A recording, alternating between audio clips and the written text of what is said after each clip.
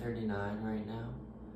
I was just sitting on the couch watching some videos, and I'm tired.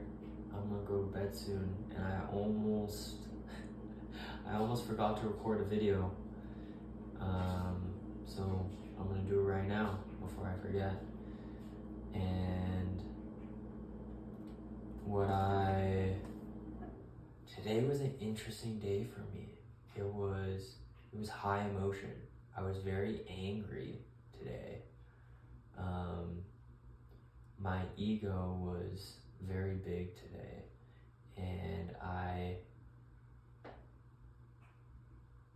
there's this guy that I work with. His name's Tim. Tim is about 300 to 330 pounds. He's a big guy, and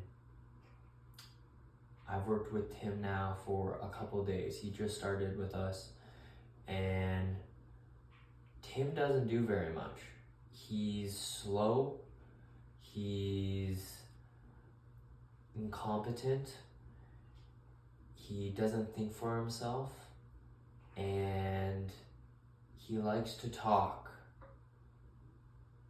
And he likes to talk so much that he doesn't do much work. And I was just so angry at him, just so disgusted, because he makes a lot of excuses too, and I can see all these things, but obviously he can't, because he's him, and it's always easier to see someone else's shit from the outside looking in than it is when you're them. And yeah, there's a couple things. One, Tim makes a lot of excuses and doesn't believe in himself. He's just filled with doubt, and he doubts his own ability because he is new and he hasn't done this kind of work for a long time. He's just always shooting out the excuse, I'm new, I'm not sure what I'm doing. And I'm in the exact same boat as him. I've never done this work before. I have no fucking idea any of the stuff I'm doing. And there's a lot of times where in my head I'm thinking, I don't know what I'm doing. If my boss maybe gets a little mad at me because I'm doing something slow or wrong, in my head I'm going, well, I don't know what I'm doing. I've never done it before.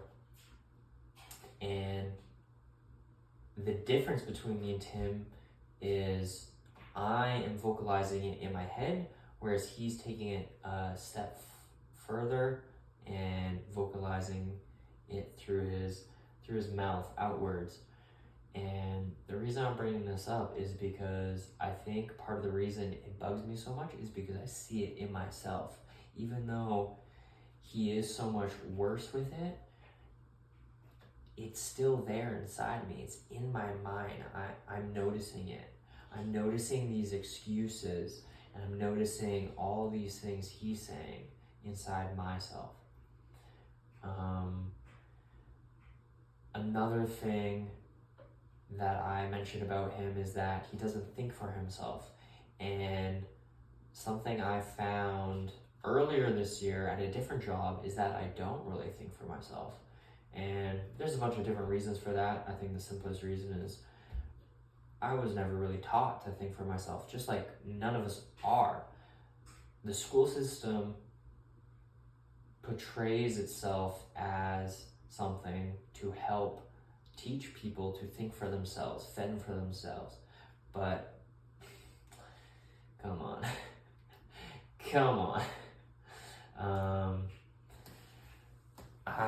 I don't think I think for myself as much as I should. I think I do when it comes to my own life, but in general, not as much.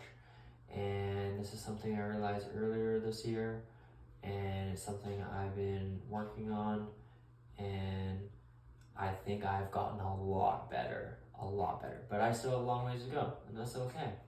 But that's another thing I have noticed in Tim, is that he doesn't think for himself, and it also irritates the fuck out of me.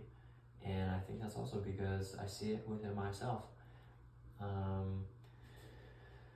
And it was funny today because Tim was telling me a little bit about himself and just going off about his health and about his kids. And Tim's a 40-something-year-old man. He has children.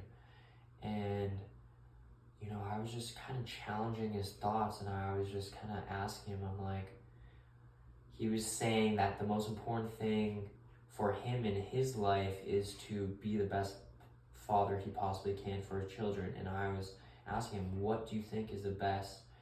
How could you be the best father?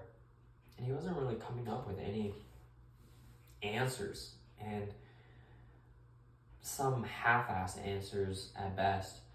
And to me, the obvious answer of the best thing he could do to be the best father to his kids is to take care of his health and to really start a fitness journey and get his health in check, because it's not good. And it's just, yeah, I don't really know why I brought this up. I think I was just bringing it up because I'm a 22-year-old kid who has just started living his life, and I'm out here trying to weave this 40-year-old man into realizing like he's gonna die one day. He's gonna die. And as I was talking to him about this, as I literally said the words, I said, you're gonna die one day, man. Like, one day, you're gonna be gone.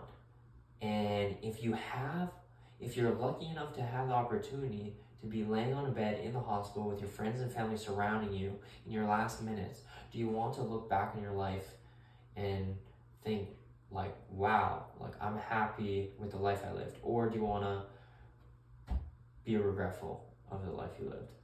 And he was just like agreeing with me. He's like, yeah. He's like, I know I'm gonna die one day. Like, yeah, like, and you can't always get through to people, especially when they don't want to help themselves and improve themselves. But I think as I was talking to him about all this too, it was kind of just me saying it to myself and me reminding myself, like, I'm gonna die one day.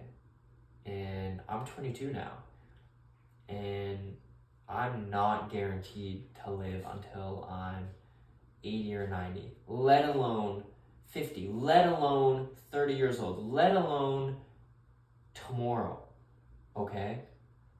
I don't know when I'm gonna die. No one knows when they're gonna die. And that should create a sense of urgency to get things done and to choose wisely on what you chase and what you do in your life and who you become. Because we don't know how many moments we will be granted.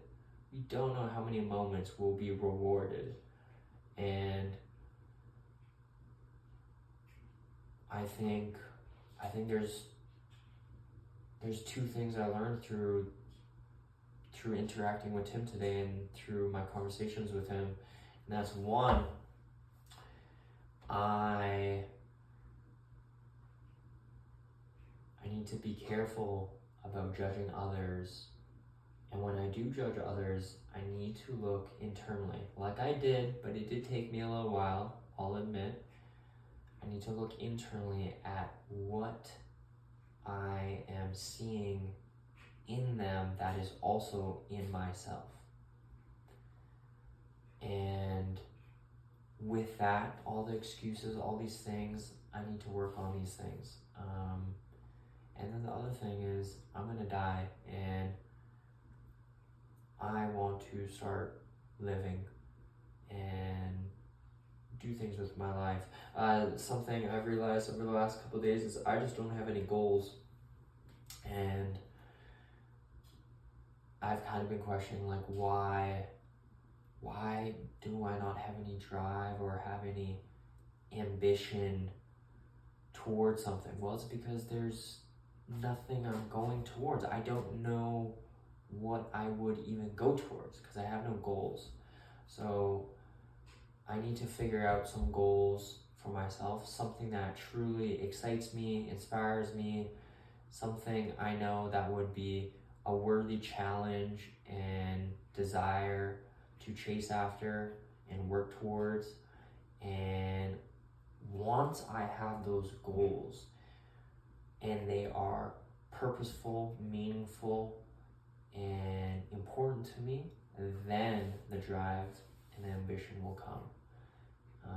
Of course, it will come and go. That's where discipline comes into play, but nonetheless, I need goals. I was thinking about this game I used to play all the time, Destiny. It was my all-time favorite video game I've ever played in my life.